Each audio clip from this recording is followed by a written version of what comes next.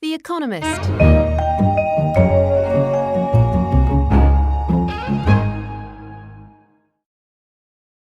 Sudan is Africa's largest country in geographical terms and has a population of around 40 million.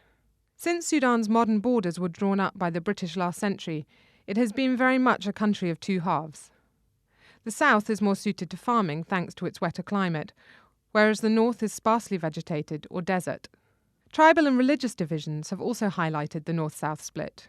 Christian and animist South Sudan had little in common with the Arabic Muslim north. Since independence, the regions have been in rebellion against central rule from Khartoum. In a long civil war between the two halves of the country, which only ended in 2005, around 2 million people, mostly southerners, were killed and millions more made homeless. In 2003, the western region of Darfur rebelled against the government in Khartoum. The ensuing violence led to the destruction and damage of hundreds of villages in the region. Sudan's president, Omar al-Bashir, has been indicted by the International Criminal Court for war crimes in Darfur. That conflict continues. To date, it has cost about 300,000 lives, and a further 3 million have been made homeless, who have either fled over the border to refugee camps in Chad or live in the tens of camps in Darfur itself. For many years, Sudan's economy was dominated by the export of cotton, particularly from the extensive Jazeera irrigated agricultural scheme south of Khartoum. However, the discovery of oil in the south in the 1980s transformed the economy of the entire country. The oil is piped north through Khartoum to Port Sudan for export.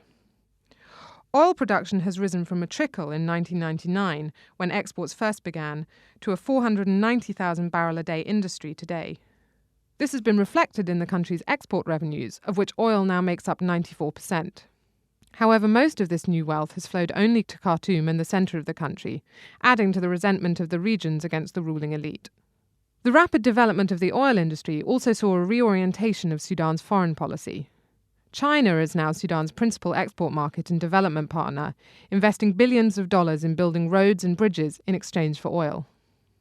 National elections set for April 2010 are unlikely to be free and fair, as many will find it difficult to vote, especially internally displaced persons in Darfur.